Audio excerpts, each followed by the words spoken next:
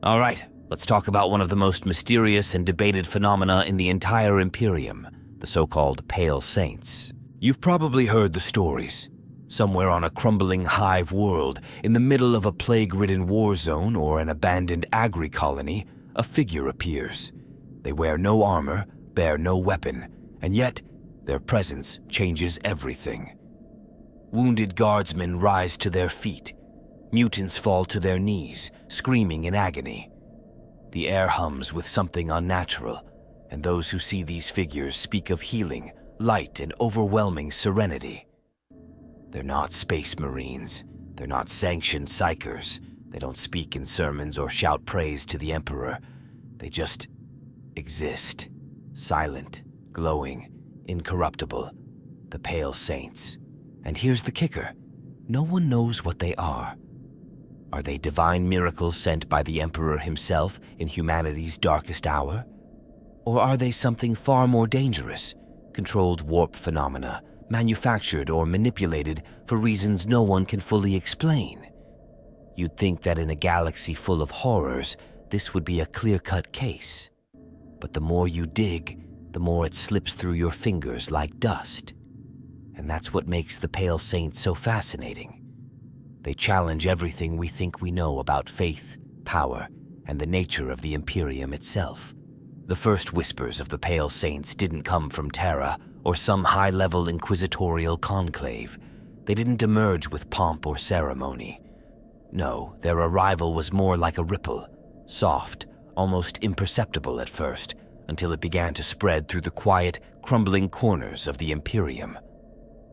Some of the earliest recorded accounts come from backwater planets in the Segmentum Obscurus, places no one cared about until something strange began to happen. Entire settlements spared from plague while neighboring cities fell. Battlefields where the wounded stopped screaming. Shrines that had been abandoned for centuries suddenly overflowing with pilgrims claiming to have seen a radiant figure walking among them. There's no clear first sighting. That's the thing. They seem to just emerge. No origin point, no consistent pattern. One moment, nothing.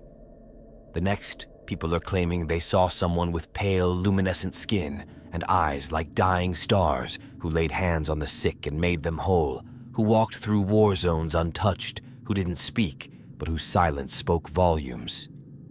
It's almost like the galaxy was holding its breath, and in that moment of stillness, they arrived.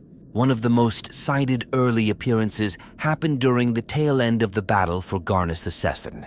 That planet had been under siege for nearly a decade, overrun by chaos cultists and twisted warp spawn. The Astra Militarum had almost written it off entirely. And yet, in the middle of all that hopelessness, guardsmen reported seeing a figure walking the front lines. No identification, no unit insignia, just a figure in a tattered robe moving calmly through the carnage. The next day, reports said the cultists were driven back not by firepower, but by sheer panic, as if something had broken their will to fight. The figure was never found, and when investigators arrived weeks later, the trail was already cold. But among the survivors, a myth was already forming. What's curious is how fast the legend spread. You'd expect stories like that to die quietly on dying worlds, but it was the opposite. Across systems, similar descriptions began surfacing. Always the same archetype, pale, silent, unarmed, and always tied to phenomena that felt too precise to be coincidence. Healing, protection, a sudden calm in the heart of chaos. The kinds of stories that make you stop and wonder if the Emperor really does still walk among his people. Now here's where it gets interesting. These weren't just the ravings of fevered minds. In some cases, there were picked recordings, fuzzy, flickering, barely coherent, but unmistakable in their content. A shape wreathed in light, a person standing unbothered in the middle of artillery fire. In one instance, an entire regiment of penal soldiers dropped their weapons and knelt, not out of fear, but reverence. That moment alone sparked weeks of investigation, but nothing concrete ever came from it, just fragments, hints, So why did these stories resonate so strongly with people? Part of it, I think, is that the Imperium is starved for hope. In a galaxy where most encounters with the unknown mean death, corruption, or worse, the idea of someone, stepping in and bringing peace without a price, that's intoxicating. It speaks to a need so deep it barely has words, a longing for proof that something good still exists in the dark. But it wasn't just that. The consistency in these appearances, despite vast distances and isolated environments, started to spark suspicion among more skeptical minds. Fan forums still debate whether these were truly independent incidents or a coordinated event.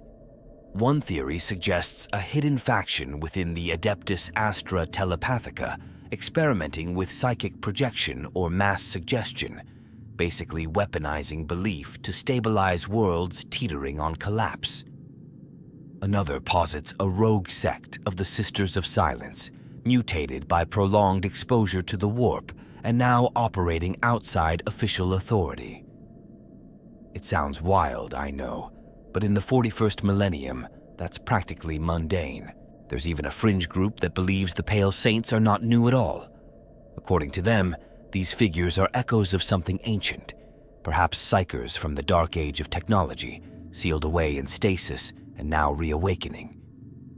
Or maybe they're failed saints from early Ecclesiarchy experiments, long thought dead but preserved by some unknown force.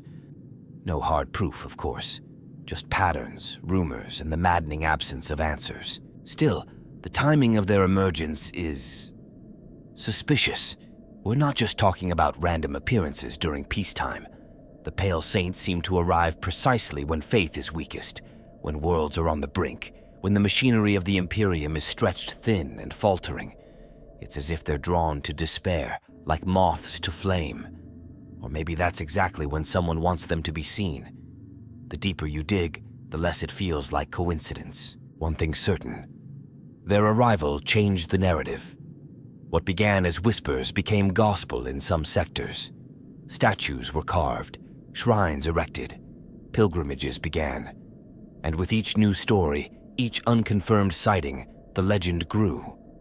Not because it was verified, but because people needed it to be true. And that's the moment, I think, when the Pale Saints stopped being just another anomaly. That's when they became a phenomenon. So, what exactly do the Pale Saints do that sets them apart from any other wandering mystic or rogue psyker trying to play God? That's the part that gets under your skin the more you look into it. Because what they do, what people claim they've witnessed, isn't just miraculous. It's surgical, specific, almost too perfect. Let's start with the healing. That's usually the first thing people talk about. And I don't mean laid hands and the wound closed kind of stuff. I'm talking full regeneration of limbs. Soldiers with shrapnel in their lungs who suddenly breathe cleanly again. Entire squads who were presumed dead after an artillery strike found alive, their bodies untouched, uniforms still soaked in blood that isn't theirs. The stories are eerily consistent. The Pale Saint appears, sometimes walking through rubble, sometimes just standing there already.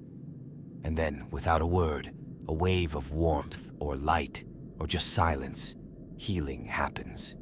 It's not dramatic, no fire, no blinding beams, just stillness and peace. Like the universe holds its breath and suffering forgets itself. Then there's the levitation. This one has been recorded more than once. Visuals captured on failing Vox recorders or scratched into data slates by desperate adepts. A figure standing 5, maybe 10 feet off the ground, unmoving. Not flying like a psyker in the middle of a war rage, but floating, tranquil. The air seems denser around them, light behaves strangely. People in the area sometimes report hearing voices in languages they don't know, but understand anyway. Or they suddenly remember moments from childhood. One guardsman claimed he heard his dead brother's voice whispering that everything would be all right. You can't quantify that. You can't measure it. And maybe that's why it shakes people so deeply, because you feel it in your soul, not your brain. Auras are another part of the whole mystery. People call them calming fields or sanctity zones. Doesn't matter what name you give it. The effect is always the same. When a pale saint is nearby, violence seems to forget how to exist. Chaos demons lose cohesion and collapse into mist. Cultists scream and claw at their own eyes. Even hardened PDF officers drop their weapons and fall to their knees, not because they were overpowered, but because they just know they're in the presence of something they were never meant to witness. Something pure, untouchable. I know how it sounds, but it's like standing in front of a piece of the Emperor's will made flesh, and even the most cynical among us can't look away. That purity, that unbearable stillness, is what really unnerves people. We're used to the warp being loud, aggressive, violent. Psychers break things, they scream, they radiate fear or rage or pain. But the Pale Saints? They don't even blink. Their power doesn't explode, it replaces. It smooths over the cracks in reality without friction. Some say their very presence unravels warp corruption, not in a burst of holy fire like a sister of battle might bring, but like a candlelight slowly pushing away the dark. And that's what draws people in. Because this kind of miracle isn't flashy or theatrical. It's gentle, intimate. It's the kind of power that makes you feel seen, not commanded. People who've encountered them don't just walk away physically restored. They describe emotional clarity, catharsis, even ecstasy. Imagine living your entire life under the boot of fear, servitude, and suffering, and then suddenly, for a few minutes, feeling like it all meant something. That's what people say it feels like to stand in a Pale Saint's aura. There's even a case documented from the ruins of Callus Prime, where an entire mob of heretics and scavers was approaching an Arbites precinct to burn it down. Just as they reached the perimeter, a Pale Saint appeared. Just appeared, in the middle of the street. Witnesses described the scene as if time slowed. The crowd stopped. Some wept, others fled. A few dropped to their knees. The Arbites inside, who were fully prepared to die defending the precinct, found their would-be attackers had vanished by dawn. Left behind were messages scratched into the ash, praises to the saint, pleas for forgiveness, and one phrase repeated over and over. We remembered who we were. Now, of course, the skeptics have their say. There are those who argue that these miracles are just uncontrolled psychic phenomena, that what looks like healing is simply high-level biomancy, that the auras are telepathic fields tuned to suppress aggression, that the levitation is just good old-fashioned anti-grav manipulation. But here's the thing. None of those explanations quite fit. We know what psychic power looks like, and this isn't it. Psychers don't make you feel whole. They don't make chaos creatures flee. And they definitely don't do all this without manifesting any traceable warp signature. That's the part that keeps Inquisitors up at night. Another thing that fuels the faith is that the Pale Saints never speak. Ever. Not once has any credible account recorded them issuing commands or declaring allegiance or demanding worship. And yet people do worship them, because silence in this case is more powerful than words. It's the silence of someone who doesn't need to explain themselves. Someone beyond comprehension, whose presence alone answers questions you didn't even know to ask. That kind of silence feels sacred. It's no wonder entire microcults have sprung up in their wake. These aren't just isolated pilgrims muttering prayers. We're talking about full-blown religious movements forming across sector lines. And the wild part is, they're all saying the same things, despite never having spoken to one another. The Pale Saints don't want monuments, they say. Don't want cathedrals, just memory, just peace, just stillness. It's hard to explain how eerie that consistency is unless you've been studying the faith cults of the Imperium for a long time. There's always fragmentation, always noise. But this is unified. And that unity makes some people very nervous. Some fan theories even go so far as to say the Pale Saints aren't miracles or psychers or even human anymore. They're concepts made manifest, archetypes forged by mass belief, maybe even echoes of the Emperor's own fragmented soul leaking through the cracks of the warp. It sounds insane, but doesn't everything in the Imperium sound insane until it becomes canon? The truth is, the powers of the Pale Saints defy easy categorization. And maybe that's what makes them feel so miraculous. They don't just heal the body, they reshape how people see the universe. And in a galaxy as grim as ours, that alone is enough to inspire fanaticism. If there's one institution in the Imperium that doesn't take kindly to surprises, especially divine ones, it's the Ecclesiarchy. The Adeptus Ministorum is built on control, on doctrine, on carefully curated miracles that fit within very narrow definitions of what it means to serve the Emperor. So when the Pale Saints started to appear, doing all the things real saints are supposed to do, but without the blessings, the relics, the official canonizations, you can imagine the kind of reaction that stirred behind the cathedral walls of Terra. Publicly, of course, the Ecclesiarchy says almost nothing. That's the strange part. No denunciation, no recognition, just silence. And that silence is deafening.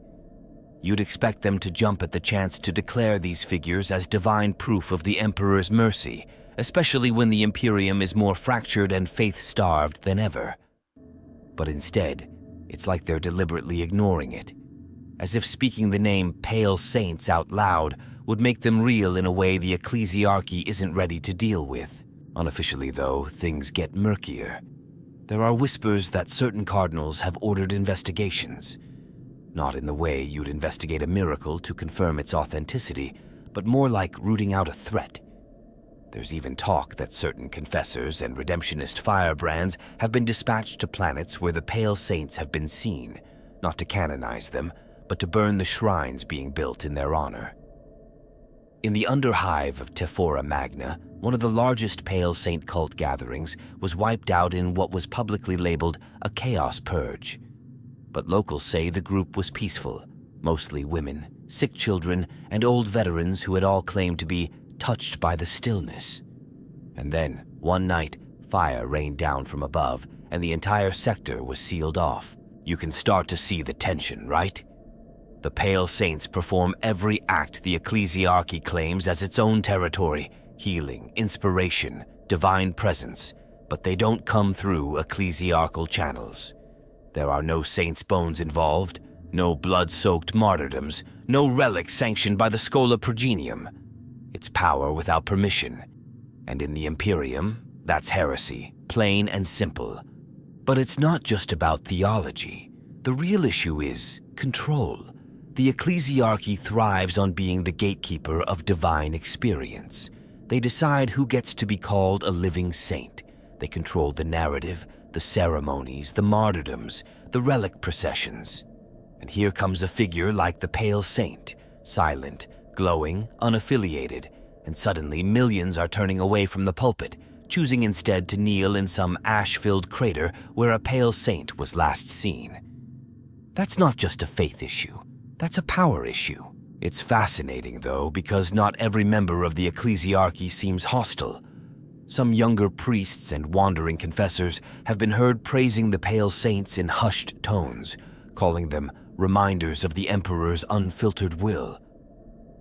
There's even a splinter group of the Missionaris Galaxia who've started incorporating references to Pale Saints in their sermons, usually coded as the Silent Lights or the Wandering Mercy.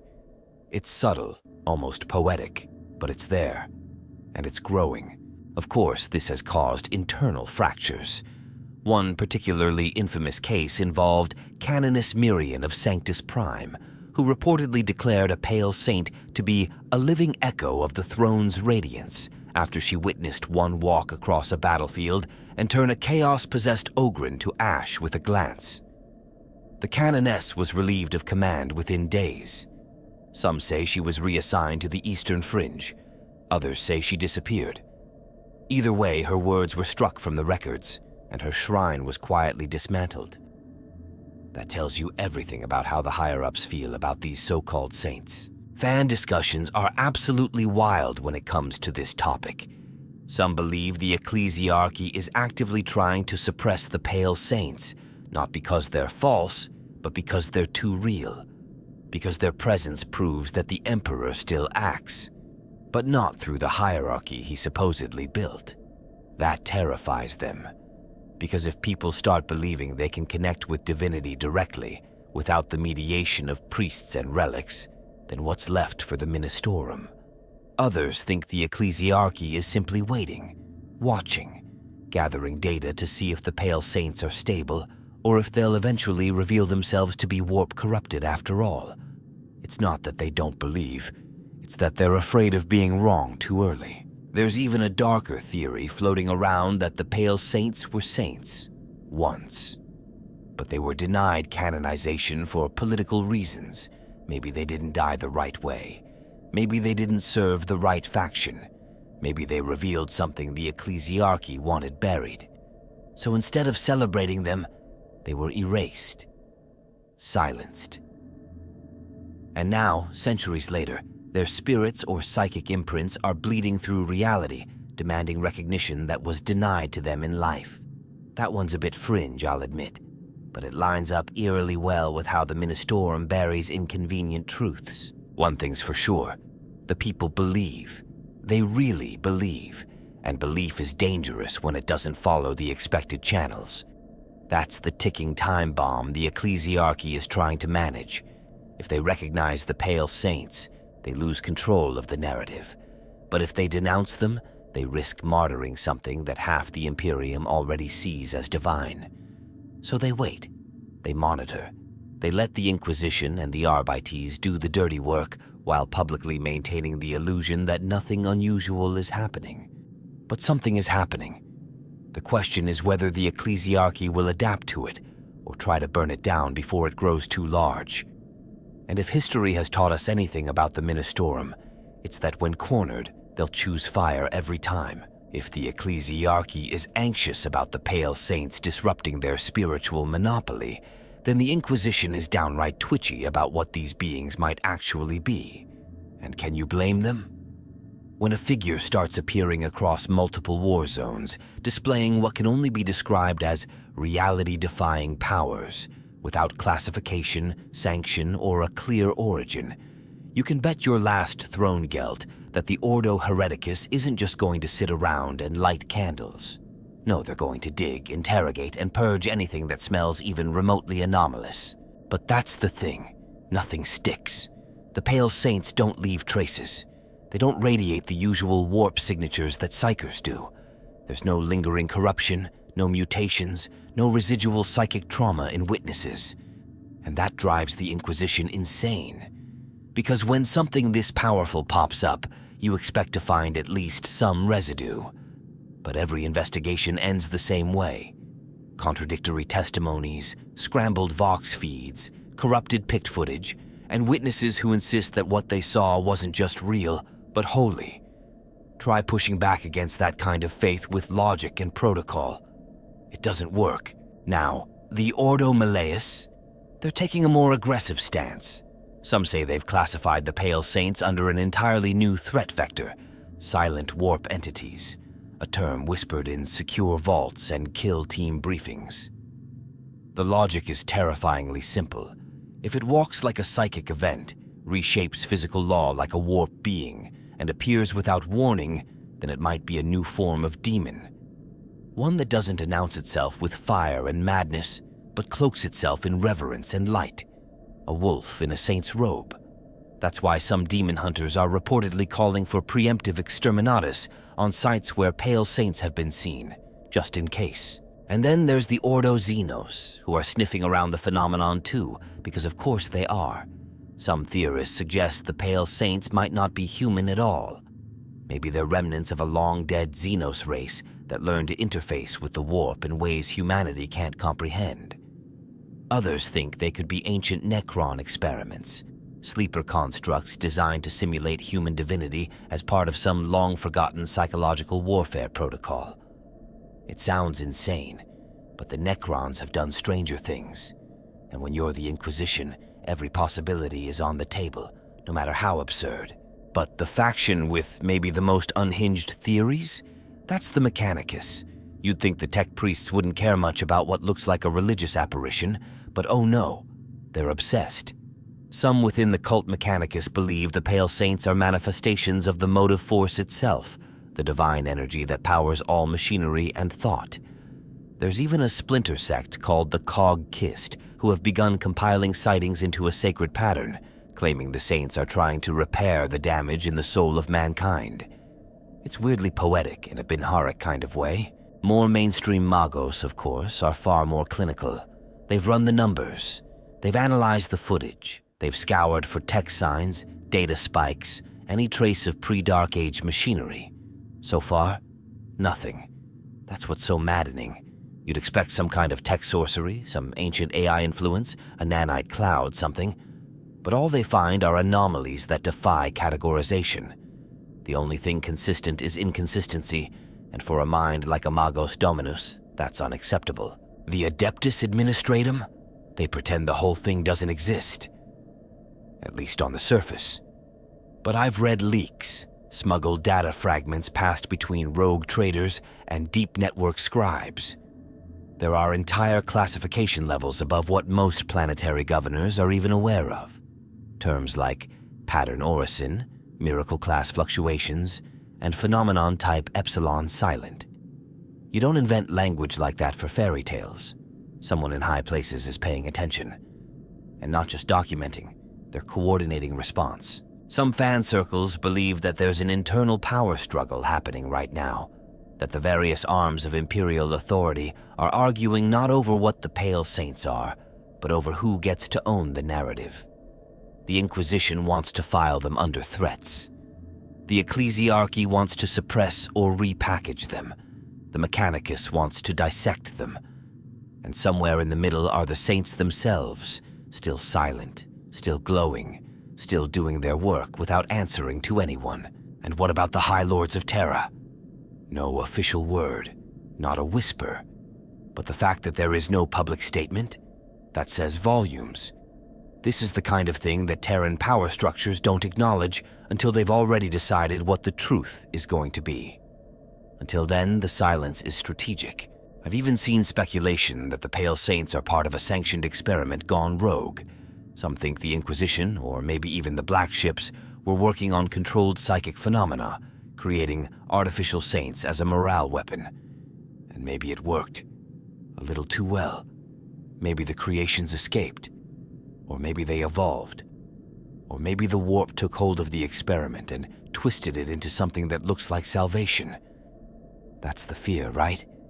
That something so beautiful, so pure, could be a lie wearing the face of hope. And the problem is, we'd never know. Because the Imperium is built on layers of sanctioned truths and functional lies. If the Pale Saints don't fit into the approved narrative, then it doesn't matter what they actually are. What matters is what people believe they are, and that belief is growing faster than any bureaucratic response can contain it. So the official response is fragmented, paranoid, and deeply reactive. It's a patchwork of purges, quiet investigations, hidden files, and whispered heresies. And that's what makes the Pale Saints so dangerous, not because they might be demons or psychers or machines from another age, but because they've slipped through the cracks of every category the Imperium has. And the longer they go unexplained, the more power they accumulate, not through force, but through mystery. And in the grim-dark heart of the galaxy, mystery is the one thing that scares the Imperium more than heresy. Let's face it. When something this strange starts happening in the Imperium, the first place everyone looks is the warp. And honestly, it's not an unreasonable instinct. The warp touches everything in this galaxy. It's the source of psychic power, the path of faster-than-light travel, the realm of demons, and the domain of gods. It's where dreams and nightmares live. So the idea that the Pale Saints might be warp phenomena isn't just a possibility. It's a strong one, maybe even the most likely depending on who you ask. The first argument in favor of this theory is the way the Pale Saints just appear. They don't arrive by shuttle or teleportarium. No one sees them coming down from a Valkyrie. They're just there. One moment, a street is empty. The next, there's a figure in white, barefoot and glowing, standing where there was nothing. That screams warp-born manifestation. Because spontaneous materialization without technological aid, that's textbook warp activity. And then there's the silence. I mean, it's not natural. They don't speak, they don't gesture, they don't even breathe in a way that Vox units can detect. yet their presence changes people. That's pure psychic manipulation, right? Low-level mind alteration, maybe even ambient telepathic fields so refined that people don't realize they're being influenced. It's not about control, it's about resonance, like their existence hums in the same frequency as human souls. That's not a miracle, that's precision-crafted psychic harmonization, which again feels very warp-adjacent. Plenty of scholars, especially rogue ones, have drawn parallels between the Pale Saints and Psychers. In particular, biomancers and telepaths. The healing could be high-level warp manipulation of biological matter, the calming aura, classic telepathic suppression field, the levitation, straight-up telekinesis. There's even a segment of the Ordo Psychana that refers to them unofficially as Omega Empaths, Psychers whose gifts aren't about offense or defense, but pure emotional override. They don't fight, they change you, from the inside out, which is arguably more dangerous. What's eerie, though, is how different they are from normal Psychers. A Psycher is like a broken dam. They leak warp energy constantly. You can feel it in the air. It's chaotic, raw, and usually damaging. But the Pale Saints are contained perfectly. Like they don't draw from the warp so much as channel it, in the way an astropath might receive a message. But instead of words, it's peace and healing. That control level is almost impossible, which has led some to theorize that they're not Psychers at all, but something closer to warp constructs. Not people with access to the warp, but beings made of the warp. That's where the real rabbit hole begins.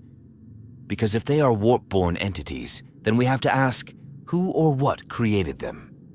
The Chaos Gods? Doesn't seem likely. Their fingerprints are usually all over their creations: excess, madness, mutation, decay. The Pale Saints are the opposite: clean, still, focused. But that doesn't mean they're safe, because the warp doesn't do neutral. It reflects intent, emotion, will, and even peace in the wrong context can become dangerous. Remember, the warp gave birth to Slaanesh through a cultural pursuit of perfection. So who's to say a collective yearning for salvation couldn't create something just as potent? Some fans think the Pale Saints might be thought forms, tulpas, essentially, constructs born from the subconscious desperation of humanity, billions of souls across the galaxy crying out for mercy, safety, healing, and the warp answered, not with demons, but with something new. Something shaped not by hatred or pride, but by longing. That would explain their lack of aggression, their silence, and their calming presence. They're not invaders. They're responses, and that's terrifying in its own way. Because if the warp can do this, can produce this, then it means we've been looking at it wrong. Maybe it's not just a mirror of our worst selves, but a mirror of everything. It can give us angels as easily as it gives us monsters, and that would turn the whole dogma of the Imperium on its head.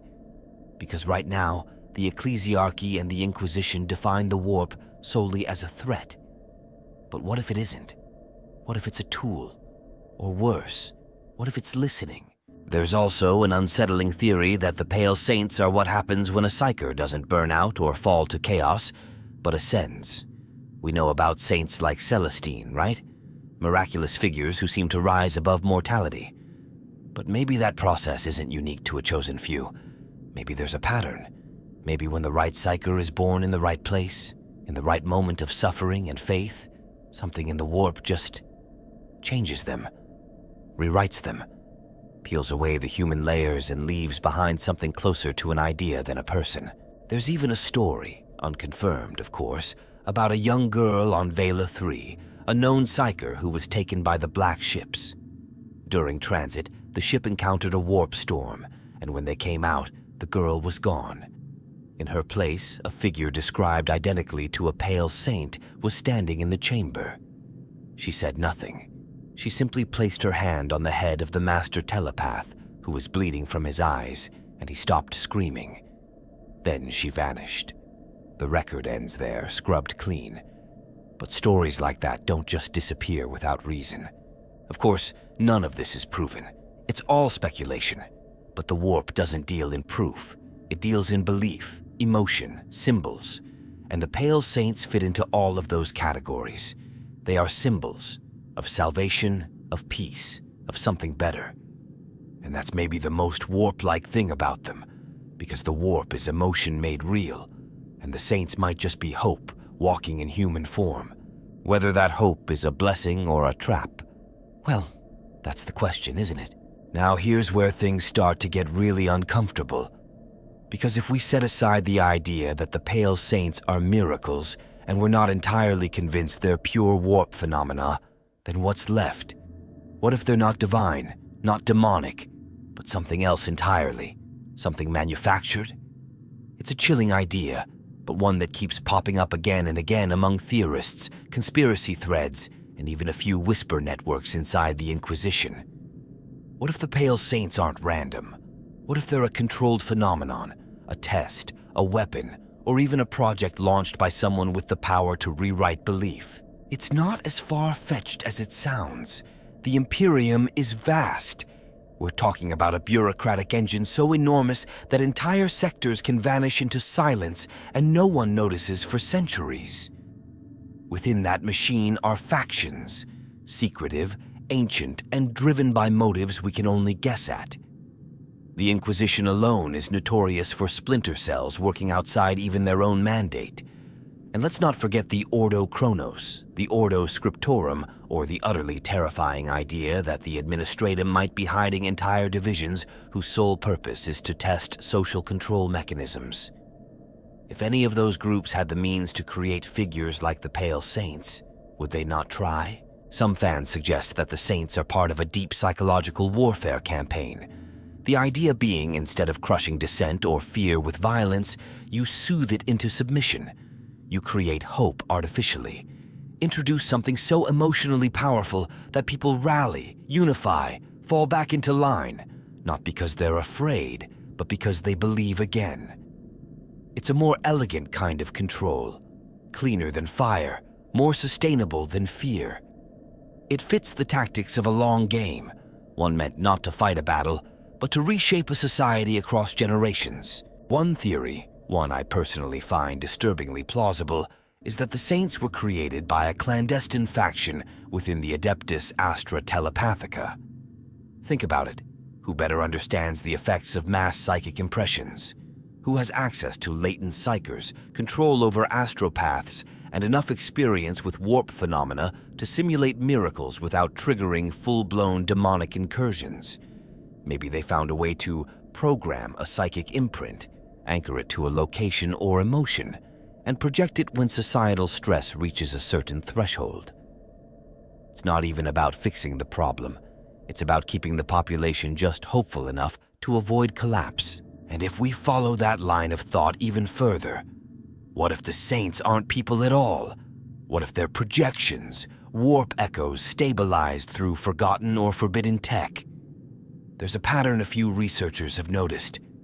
Every known appearance of a Pale Saint happens on a world with massive emotional trauma. Civil war, chaos incursion, mass starvation, pick your poison. What if there's a trigger mechanism, like a psychic flare gun, lighting up the sky and calling something pre-designed to respond? That would explain their eerily consistent behavior, their perfect control, and their total silence. They're not individuals, they're responses. Then there's the talk about the Adeptus Mechanicus. A few fringe cog priests believe that during the Great Crusade, or even the Dark Age of technology, humanity mastered something they called soul pattern emulation. The idea was to encode specific emotional and psychic profiles into artificial constructs, basically programmable saints, walking miracles designed to bring stability to colonies under stress. The tech was lost, of course, or so we're told, but if even a fragment of that knowledge survived, well, maybe the Pale Saints are relics. Or worse, maybe someone reactivated them. Another disturbing possibility is that they're not Imperial in origin at all. What if this is a test from outside? Maybe the Eldar are trying to see how humanity reacts to untainted hope. Or the Necrons have found a way to manipulate human emotion on a quantum level. Maybe even the Tau, with their obsession over societal control and harmony, managed to seed a few experiments into Imperial space just to watch the ripples. It wouldn't be the first time Xenos use subtlety instead of brute force. And if they can convince an entire planet to surrender not with guns, but with tears of joy, that's a terrifying form of conquest. But here's the real kicker. What if the Imperium knows this is happening and is letting it happen? Some high-level strategists might see the Pale Saints as a tool. A wild card, yes, but one that inspires loyalty, boosts morale, and calms unrest without burning Promethium or wasting guardsmen. In a galaxy stretched so thin, where faith is both a weapon and a currency, maybe they've decided it's worth it to let this unexplained phenomenon keep doing what it's doing, even if they don't understand it, even if it scares them. I've seen dossiers leaked by rogue inquisitorial agents, half-redacted, full of black bars and vague terminology, but the meaning is clear enough. Certain officials expect these manifestations. They log them, track them, cross-reference them against hive tension, suicide rates, compliance reports. That's not faith, that's data management. That's someone in a hidden room saying, yes, let the ghost show up on schedule. And that brings us back to the question that keeps me up at night. What if the Pale Saints are less about helping humanity and more about shaping it? Not through fire or steel, but through love, peace, and memory. If someone out there figured out how to weaponize hope, to manufacture salvation, what comes next? What happens when people start waiting for the saint instead of fighting? What happens when entire regiments lay down arms because they believe the glowing figure will arrive? We've always known that faith moves armies. But if that faith is synthetic, if it's a controlled variable in a larger experiment, then maybe the Pale Saints are not miracles at all. Maybe they're just part of the machine. What's maybe most fascinating, and at the same time, most heartbreaking, about the Pale Saints is not what they are, but what they do to people. I don't mean their powers, their miracles, or the mystery of their existence. I mean what they do to regular, faithful, broken people just trying to survive another day in the Imperium. Because while some see the Pale Saints as a beacon of divine intervention, others see them as the spark that could ignite civil unrest, heretical schisms, and open war between the faithful themselves. At the ground level, it's not subtle. Entire hive blocks have broken into riots over this. There are places where shrines to the Pale Saints stand right beside shrines to Saint Celestine or the Emperor himself, and every day, people argue over which one deserves more reverence. And it's not always words. There have been bloodbaths in the streets, pilgrims trampling each other to reach a crater where a Pale Saint once appeared, priests dragged from their pulpits for denouncing the saints, clerics excommunicated by their own flocks because they refuse to acknowledge the new light. It's tearing some communities in half, and it's not just the uneducated or desperate. Scholars, adepts, even low-level members of the Ecclesiarchy are being split down the middle. You've got one side saying this is the Emperor reaching out in a purer form, no bureaucracy, no relics, just his divine will manifest in silence and stillness. They argue that the Pale Saints are the evolution of sainthood, the next step in divine connection. That in the age of woe, when words and fire fail, the Emperor sends his love not through sermons, but through presence. I've seen sermons, entire volumes, written about this new theology.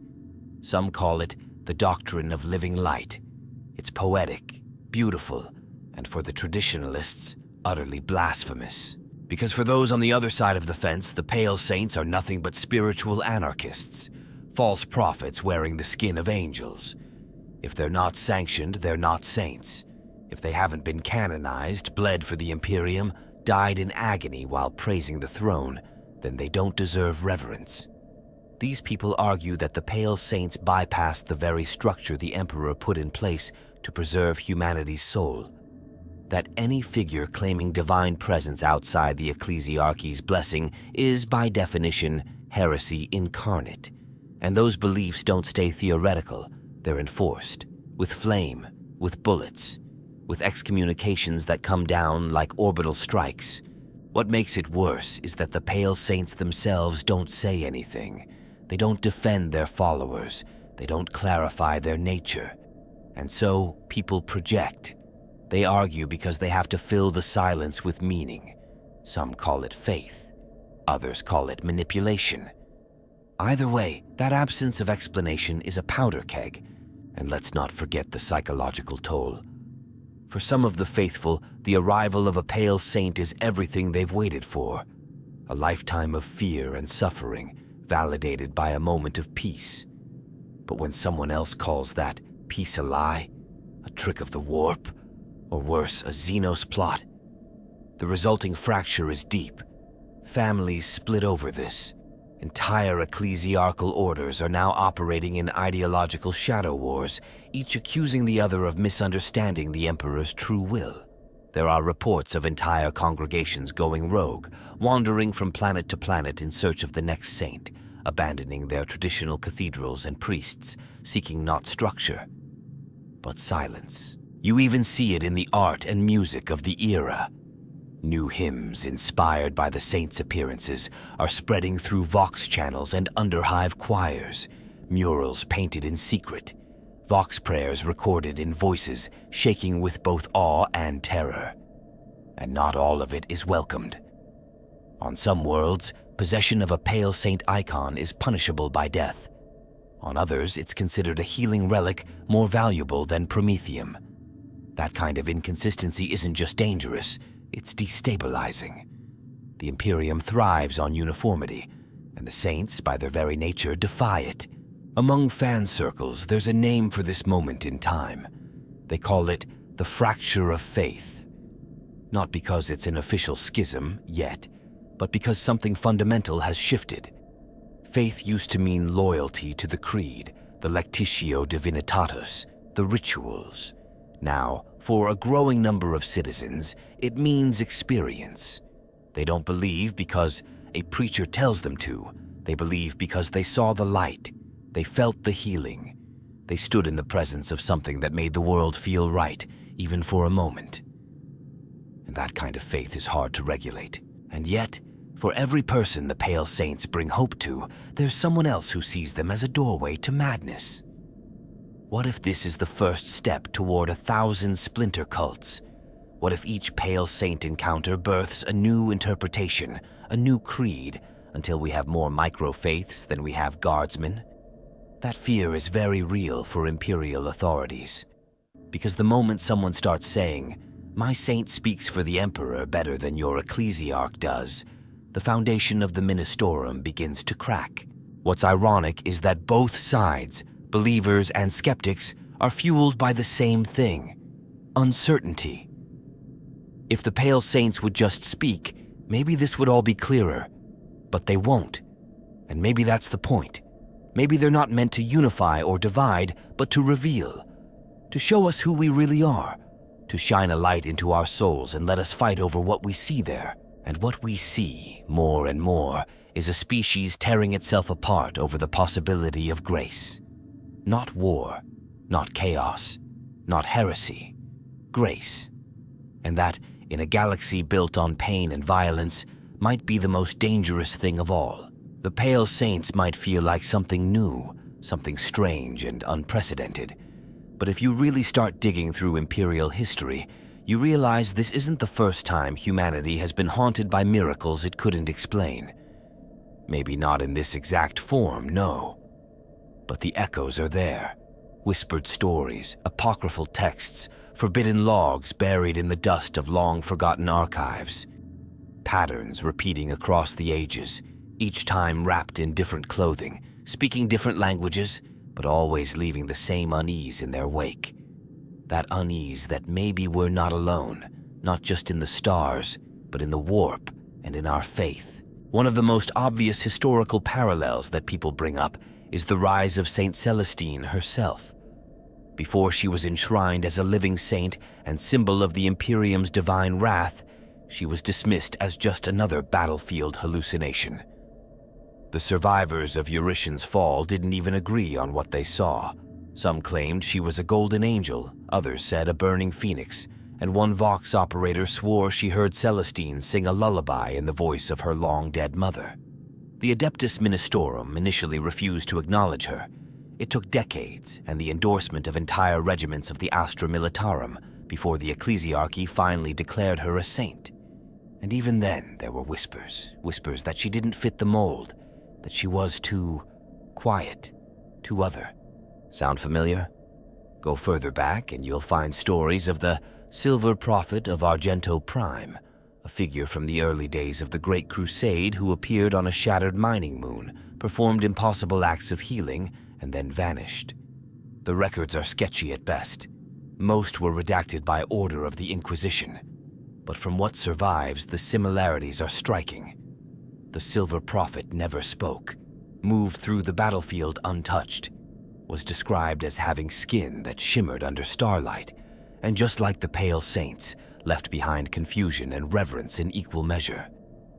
The prophet was later declared a heretic by the Ecclesiarchy, but to this day, his face is still etched into the chapel walls of certain fringe worlds, worshipped by descendants who've never even heard of Terra. Even outside the Imperium, there are eerie cases that hit the same notes.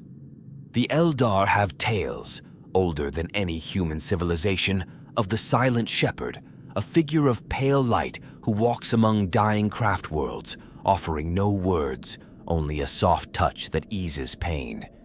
They don't see it as divine, but as a warp echo born from collective sorrow. The Tau, who lack a connection to the warp, don't have any such figure, but even they tell stories of Firecast warriors receiving visions in moments of extreme duress, figures in white who guide them to safety before vanishing. It's subtle, almost embarrassing for their command structures to admit, but the myth persists, tucked away in ritual chants and dream lore. And of course, there's the infamous ghost choir of Vexian's Reach. That one still sends shivers down my spine. Supposedly during a brutal siege by Chaos warbands, a group of civilians holed up in a cathedral heard singing in the night. No source, no singers, just voices, clear, melodic, utterly unearthly.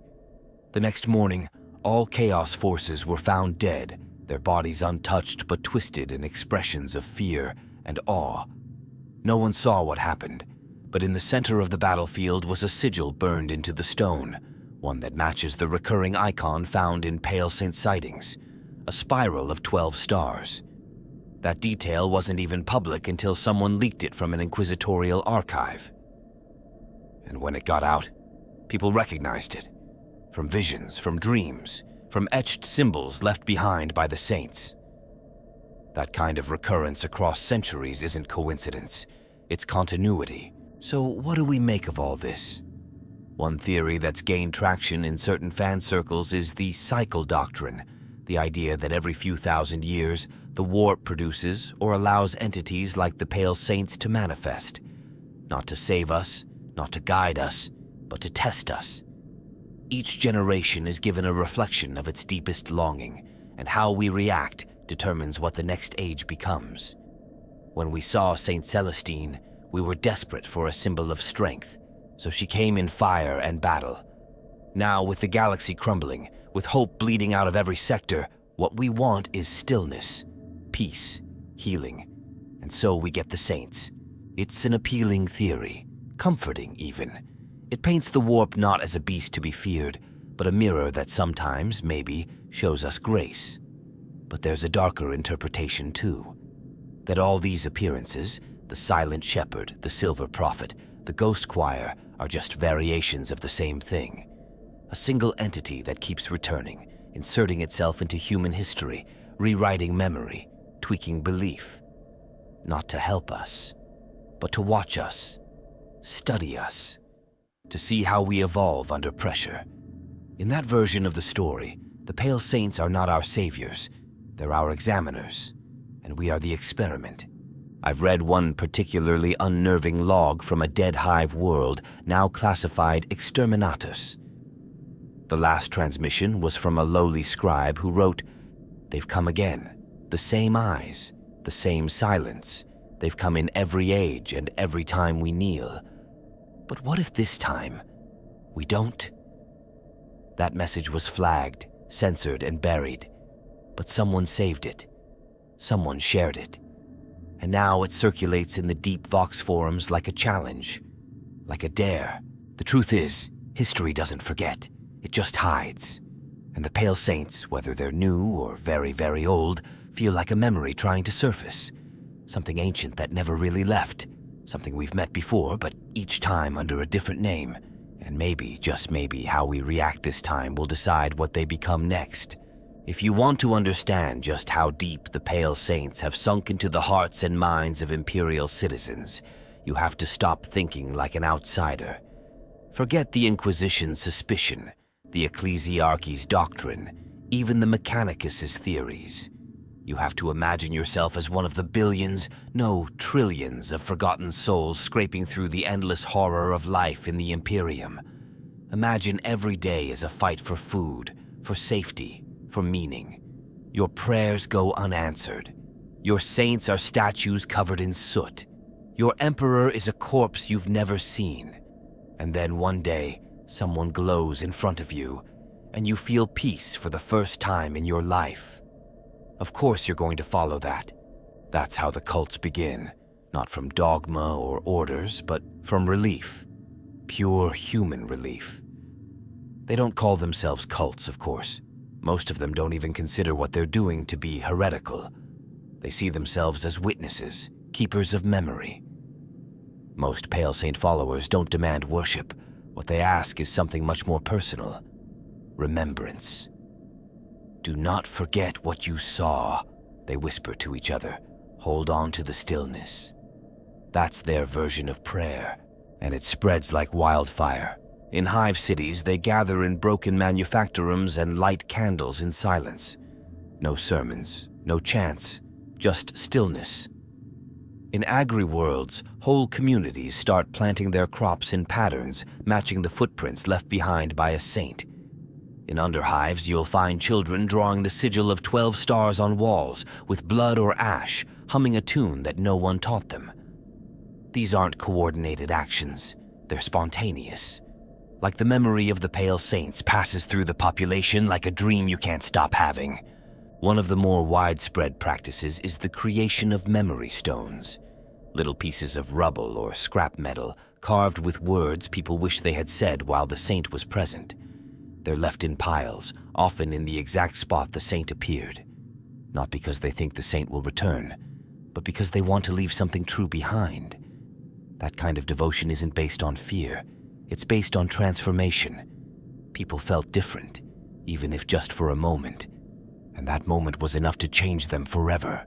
And let's be honest, the galaxy is in collapse. There are wars on every front. Entire sectors are vanishing into the warp. Hope is a currency rarer than adamantium. So when something, anything, offers a break from that pain, you grab onto it with both hands. It's not about theology. It's about survival. Emotional survival. And for many, the Pale Saints don't just represent the divine. They represent a reason to keep going. But with that hope comes danger. Because not all of these groups remain peaceful. Some start to fracture, interpret the silence in different ways. There are subsects now, some who believe the saints are messengers of the Emperor's new will, preparing humanity for a quiet salvation, a future without war or pain. Others think the saints are precursors to a great reckoning, and that their followers must purge anything impure to prepare the way. Still others have begun stockpiling weapons, believing that the Imperium will try to destroy the saints, and that they must defend the miracle at all costs. And that's when it starts to spiral, because from the outside, these cults all look the same. People gathering in back alleys, whispering strange prayers, painting stars on their skin. But the intent? It varies wildly. Some are harmless, others are building armies, and the Imperium can't tell the difference until it's too late. So they start cracking down, raids, executions, cleansing rites. And every time one of these memory circles is burned, a new one rises in its place, twice as committed, twice as desperate. I've seen footage smuggled out of a hive city during a crackdown, where Arbites stormed a saint shrine. Dozens of unarmed civilians were gathered, kneeling in a circle, holding hands. They didn't resist, didn't even scream. They just looked at the soldiers, not with hate, with something worse, pity. And when the flame units were activated, one voice on the Vox recording is heard asking, "Will you kill the Quiet too?" That line haunts me, because these cults aren't just another heretical fad. They're the symptom of a deeper disease. The Imperium is so spiritually starved, so broken, that when something like the Pale Saints appears, people will risk everything just to feel peace again. And once they've tasted it, they'll never be satisfied with fear again. That shift? It's subtle, but revolutionary. Even outside of cult activity, the Saints leave a mark. There are regiments of the Astra Militarum that carry tokens from Saint sightings into battle, not as official relics, but as personal shields against madness. There are planetary governors who refuse to act against Saint worshippers because they saw one once and they can't bring themselves to declare it heresy. And there are Sisters of Battle who in moments of crisis have dropped to their knees and prayed not to the Emperor but to the saint they once met as a child. That's how deep this goes. It's changing people. Some say this is the beginning of a new religious movement. Others say it's a slow-building apocalypse.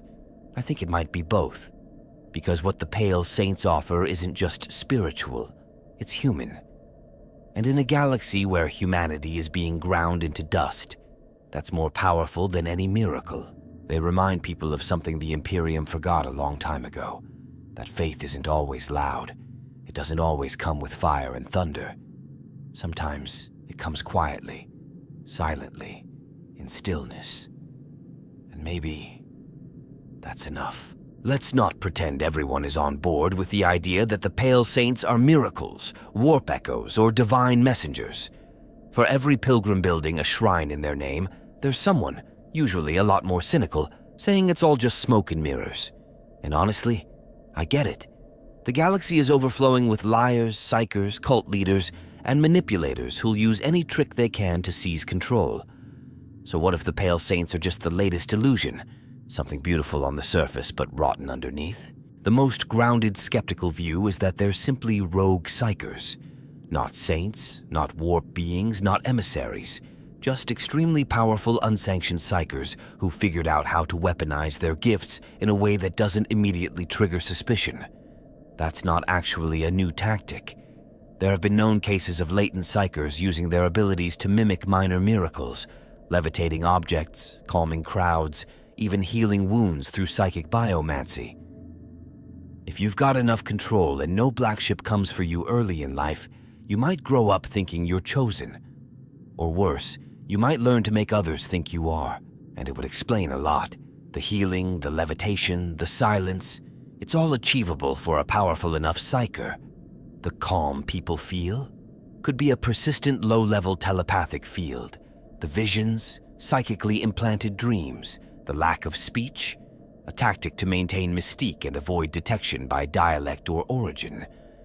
And let's be honest, if you were a powerful psyker trying to avoid inquisitorial attention, wouldn't you want people to think you were a living saint? It's the perfect shield. Who's going to burn the one figure that just saved a regiment of guardsmen without lifting a finger? Then there are those who go a step further. The theory that this is a scam, not by lone psychers, but by an organized cult movement, an actual network of manipulators, all trained in the same techniques, all spreading the same miraculous events across the stars. Think about it. You seed a few controlled appearances, inspire a legend, and let the faith spread organically. People do the rest of the work for you. You don't need a planet-wide campaign. You just need belief to catch fire, and it has caught fire. That's how cults work. That's how chaos works. There's a particularly grim theory that the Pale Saints are chaos-affiliated, but not in the obvious demonic way. Instead of corruption through horror, they're the honeyed bait, a subtle lure, a campaign of serenity, kindness, and miracles meant to soften the soul for what comes next. It's the long game. Chaos isn't always loud. Sometimes it's a whisper in a cathedral, a gentle hand on the shoulder. And by the time you realize you've let the enemy into your heart, it's too late. And the worst part? That version of chaos wouldn't need to be backed by one of the four gods. It could be something new, something subtle, A fifth path, growing in the shadows, wrapped in silence and light. One inquisitorial report I came across, heavily redacted of course, suggested that during an analysis of post-site locations, investigators found evidence of increased warp sensitivity in the local population, children displaying minor psychic ability, animals behaving erratically, small unnatural fluctuations in gravity and temperature. Nothing catastrophic, but consistent. The implication being, wherever the Pale Saints go, they leave something behind, and that something might not be benign. Then there's the theory that the entire thing is staged by Imperial intelligence factions as a morale weapon. It's hard to wrap your head around, but think about it. What if they want you to believe? What if the Pale Saints are trained operatives or biologically engineered constructs seeded into desperate worlds to inspire obedience and hope? You don't need to keep people in line with fear if you can pacify them with reverence. There's an elegance to that kind of manipulation. Cold, effective, and morally bankrupt, but elegant. Another disturbing possibility is that the Pale Saints are actually failed experiments, cast-offs from psychic breeding programs or escapees from Mechanicus research into human consciousness. Beings created in secret, discarded, and now walking among us, changed by their trauma, shaped by forgotten code or twisted purpose. They might not even know what they are. They might believe their own myth. That's the scariest version of all, that they're not lying, but they're still a threat. Some fringe radicals even claim the Saints are AI in disguise. Not the kind you're thinking, not the war machines of the Dark Age, but subtle intelligence embedded into humanoid constructs. Perfect emotional simulacra, designed to provoke awe, reverence, submission. And where would such tech come from? Maybe deep black sites in the depths of Mars, maybe Xenos sources, maybe a tech heresy so deeply buried the Fabricator General would deny it exists with his last breath. But the signs, they say, are there. Perfect symmetry in features, identical appearances across sectors. Timings too precise to be random, calculated interactions, always just enough to inspire, never enough to be traced. And here's the thing. Once you start thinking like that, once the doubt creeps in, it's very hard to shake. You look at that silent figure and you stop seeing peace. You start seeing a mask, a trick, a walking lie wrapped in the language of faith. And you wonder, how many others has it fooled? How many people gave their souls to something they didn't understand, just because it made them feel safe? That's the ugly side of the Pale Saints, the part that nobody wants to talk about because it taints the one pure thing they think they've found. But maybe we should talk about it, because hope can be a weapon just like fear, and miracles, when untested, can become traps. In the end, I don't know what they are. Maybe they really are saints. Maybe they're monsters in disguise. But either way, the danger isn't just in what they do. It's in what we need them to be. Because that need can blind us. And in the Imperium, blindness is a luxury most of us don't survive. So after all this, after the stories and the sightings, the theories and the fear, the worship and the purges, where does that leave us? Are the Pale Saints miracles or warp phenomena? Are they agents of the Emperor's mercy or products of some unseen manipulation? Truth is, I don't think we get to have a clean answer. And maybe that's exactly the point. Maybe the Pale Saints aren't here to be understood. Maybe they're here to reveal us, to hold up a mirror and see who keeps kneeling and who starts asking questions. Because when you look at it closely, what is the difference between a miracle and a warp event in the Imperium? The Ecclesiarchy will tell you a miracle is divine, pure, and holy, while a warp phenomenon is unstable, heretical, and dangerous. But anyone who's been around long enough knows that distinction is a lot fuzzier in practice. Saints glow, psychers glow, saints heal, psychers heal, saints silence demons. Psychers can do that too, under the right circumstances. We've built a galaxy-spanning faith on the idea that the Emperor is the one exception to the warp's corruption. But the warp doesn't care about labels. It just is. It responds to belief, to pain, to need. So if we call it a miracle, Does that make it one? Some fans even say that's the Imperium's biggest lie, that it draws a line where there is none, that it pretends the sacred and the psychic are separate, so people don't ask why their prayers feel like rituals and why their saints act like sorcerers, that the Pale Saints tear a hole through that illusion by simply existing. Because they don't ask for worship, don't offer explanations, don't fit the categories the Imperium has spent 10,000 years enforcing. They just arrive. And in their silence, they force us to fill in the gaps. And look at how people respond to that. With awe, with love, with fear, with rage. The Pale Saints inspire everything from devotion to executions. And that reaction says more about us than it does about them. Because maybe it's not about what they are. Maybe it's about what they do to us. They challenge the foundation of what we believe the Emperor's will should look like. Not a thunderclap, not a flaming sword, just stillness, healing, memory. And maybe, just maybe, that's scarier than any warp storm. Because if we accept that miracles can come without violence, without hierarchy, without declaration, then we have to question a lot more than just the Pale Saints. We have to question the entire system. The way we define faith, the way we define threat, the way we justify cruelty in the name of survival. There's a line I keep thinking about. It came from a dying pilgrim on Velros Tertius, who claimed to have seen a Pale Saint in the ruins of a cathedral. She didn't speak, he said, but when she looked at me, I remembered what it felt like to be a child again. Before the war, before the rationing, before the fear. Just warm sunlight, a full stomach, laughter. I didn't believe in anything until that moment. That kind of memory, that kind of feeling, can't be measured by psychic dampeners or burned away by flamers. It lingers, it spreads. Whether that makes it a miracle or a trick doesn't change the fact that it matters. So maybe the question isn't, are they miracles or warp? Maybe the real question is, what do we become when we choose to believe in something better? And can that belief survive in a galaxy built to crush it? That's the beauty and the terror of the Pale Saints. They don't tell us what they are. They force us to decide what we are in their presence. If you made it this far, if you're still with me, thank you. These kinds of deep dives into the weird corners of the Imperium are what I live for. So if you're just as fascinated by mysteries, heresies, forgotten saints, and everything in between, don't forget to hit that subscribe button, give the video a like, and drop your wildest Pale Saint theories in the comments. I want to know what you think they are. Because out here in the void, sometimes all we've got is the stories we share.